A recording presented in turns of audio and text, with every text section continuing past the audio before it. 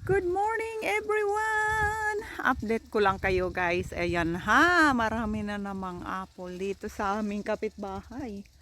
Kapitbahay talaga na orchards guys, of course. Ayan o, ang dami na. Ito yung Greensmith. And then doon, honey apple. Ayan o, honey apple. But hilaw pa sila guys. Ayan, ang daming bunga. Da, da, da, da, da, da. Ayan, mamimitas na naman kami guys. Libre lang kami dito.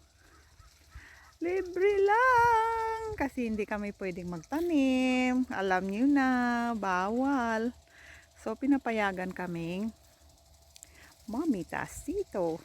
Ayan o. Ayan o, malapit na siya mahinog.